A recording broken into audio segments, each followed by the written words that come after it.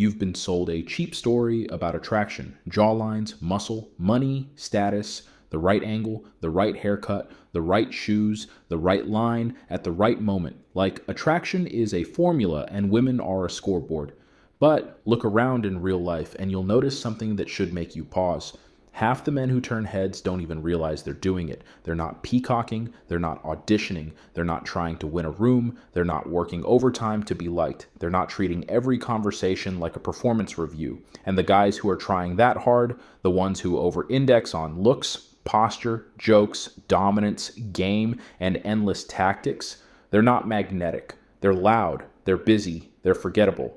Because the real thing doesn't show up in selfies. It doesn't hit like a gym photo at 5 a.m. with a shaker cup and a caption about discipline. It doesn't announce itself. It lives in the quiet spaces, in the way you hold silence without panicking, in the way you walk into a room and nobody has to make an announcement, in the way your presence lands before your words do. You don't need to be pretty. You don't need to be rich. You don't need to be the loudest man within 10 meters. But if you're reading this, something in you already knows you're capable of more than being seen on the surface. So let's talk about what nobody tells you. You've been trained to perform, to impress, to chase validation like it's a medal, to treat your worth like something the world has to approve before you're allowed to own it. And that training is the trap.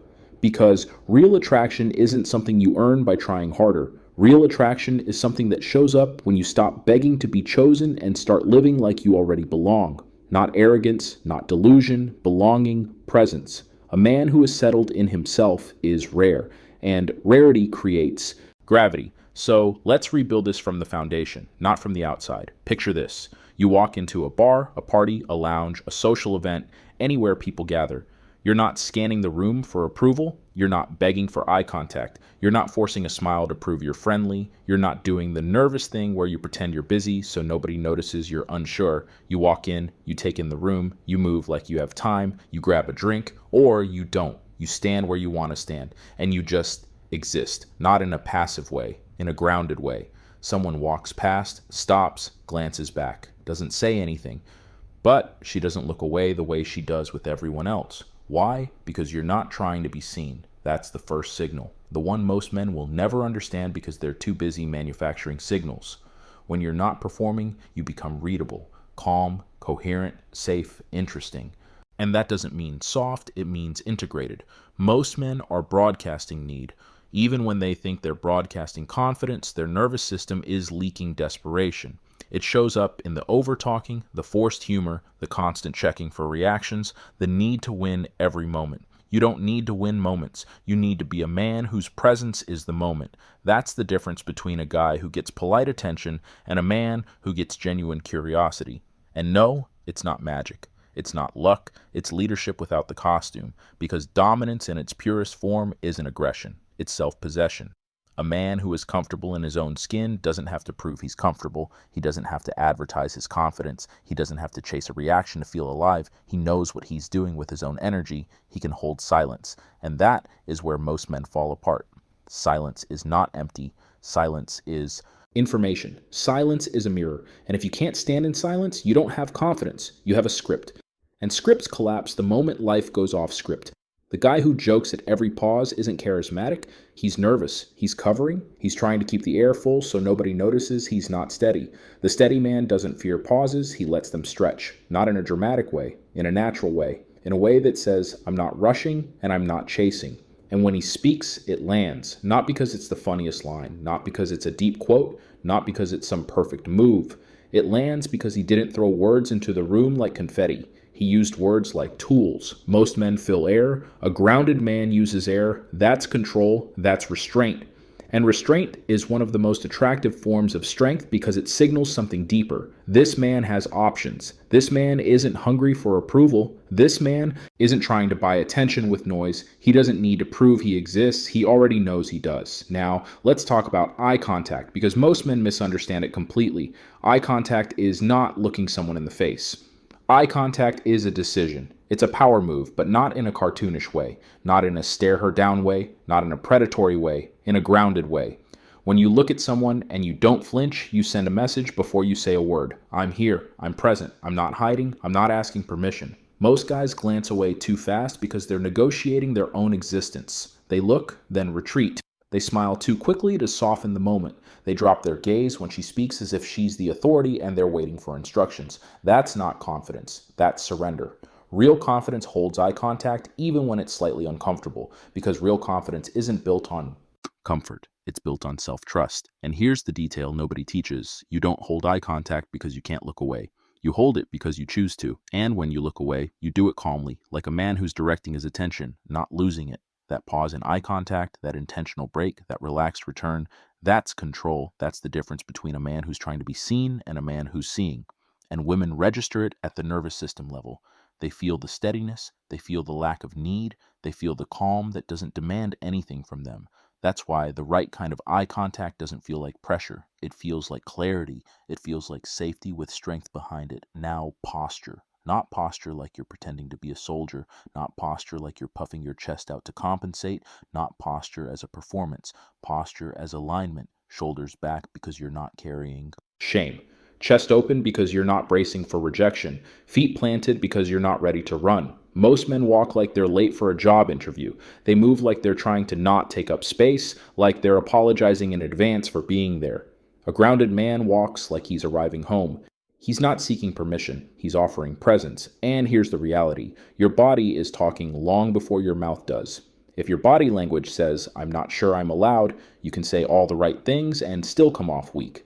If your body language says, "I'm steady," you can say very little and still come off strong. This is not about acting dominant. This is about becoming a man who doesn't collapse under his own attention. Stop shrinking. Start occupying space, not aggressively, not rudely, not with ego, with ownership. Because when you own your space, you stop begging the world to give you a place in it. Now, let's dismantle another lie, the idea that attraction comes from talking more. Most men think they need to be more entertaining, more clever, more impressive, more nonstop. They think if they keep the conversation moving, they'll keep her interest. That's backwards. The men who become unforgettable are not always the best talkers. They are the best listeners. Not listening while waiting for your turn. Listening as in being there. Most men listen to respond. A grounded man listens to understand. And that difference is not small. It's the difference between being noticed and being remembered. Because when a woman talks about something that matters to her, something heavy, something vulnerable, something human, most men get nervous. They try to fix it. They try to lighten it. They try to solve it. They try to redirect it to safer ground. Not because they're bad men, because they're uncomfortable with depth. A grounded man doesn't run from depth. He doesn't try to be her therapist. He doesn't try to be a hero. He doesn't try to prove he's wise. He says something simple, honest, and human. That must have been brutal. That sounds like it stayed with you. I can see why you feel that way. And he means it. No lecture, no performance, no attempt to shine, just resonance. Women don't crave attention. They crave being understood without being managed. They crave someone who can sit with reality without turning it into a competition or a solution. And when you can hold that space, you become rare. Not because you're nice, because you're strong enough to stay present when things get real. Here's something men need to hear clearly.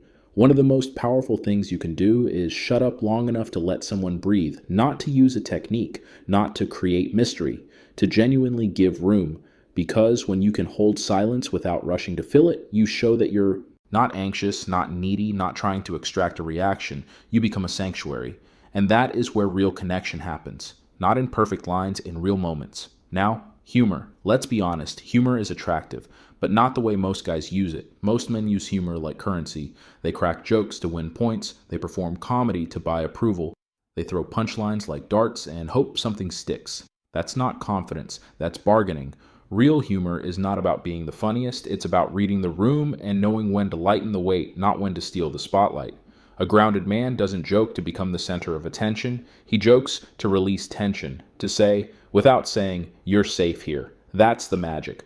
And it doesn't require you to be a comedian. It requires you to be present. The best humor is timing, not volume. It's the pause before the line, the look that says you caught the moment, the calm delivery that doesn't beg for laughter. When you make people feel lighter without demanding applause, you become magnetic because you're not trying to be liked. You're helping people relax into themselves. That's leadership, and leadership is attractive. Now, ambition. Most men talk about ambition like it's a LinkedIn headline.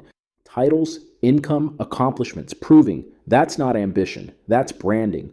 Real ambition is quiet. It's the fire that gets you moving when nobody's watching. It's the discipline that shows up when motivation doesn't. It's the ability to keep promises to yourself. Women aren't turned on by success by itself. They're turned on by direction.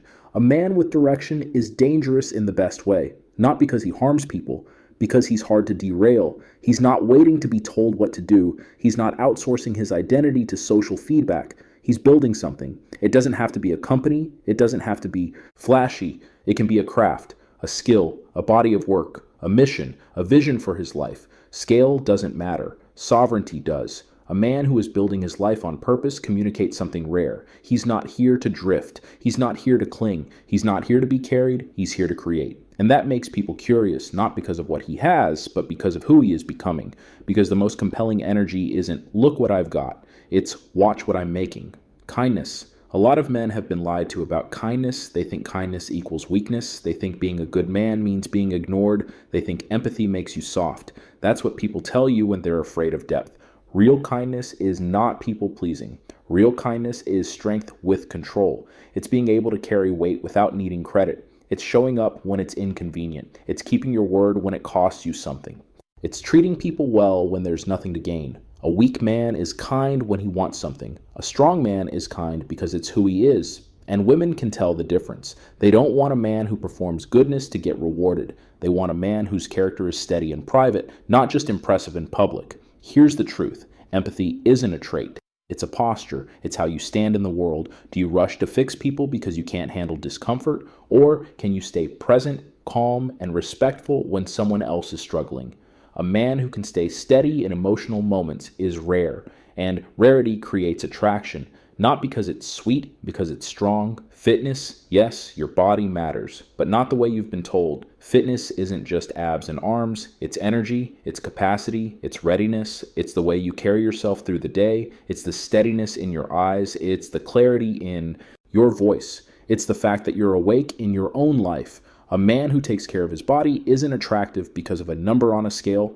He's attractive because he looks like he can handle life. He looks like he respects himself. He looks like he has standards, and standards are attractive, not because of vanity, because of discipline. A disciplined man is a man who can be trusted with responsibility.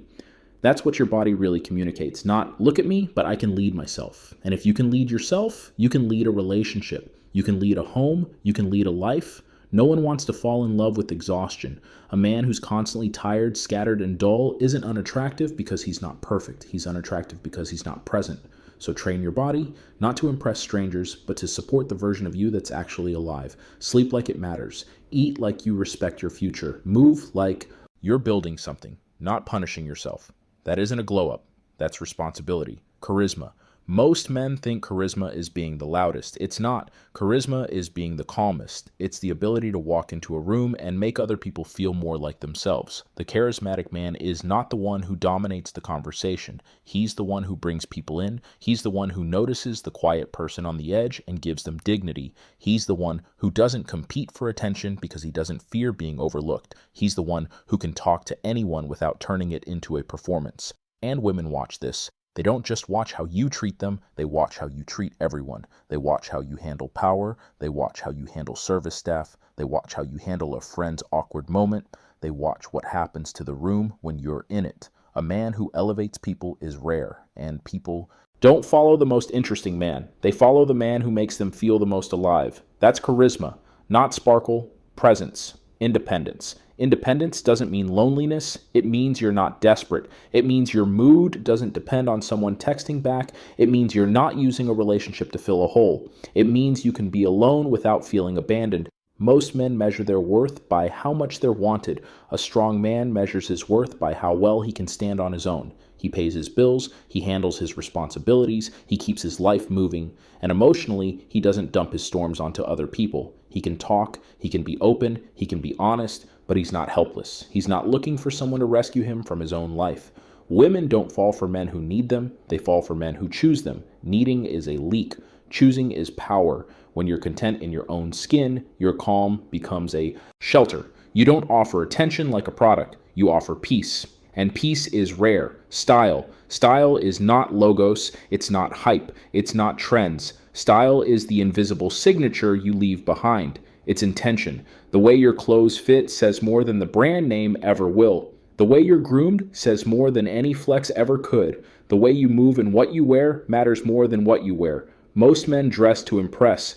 A grounded man dresses to align. He looks like himself on purpose. Not loud, not flashy, precise. And here's the truth nobody says out loud. Style isn't what you put on. Style is what you refuse to hide. If you wear something like you're apologizing, it doesn't matter how expensive it is. If you wear something like it belongs on you, even simple pieces look powerful.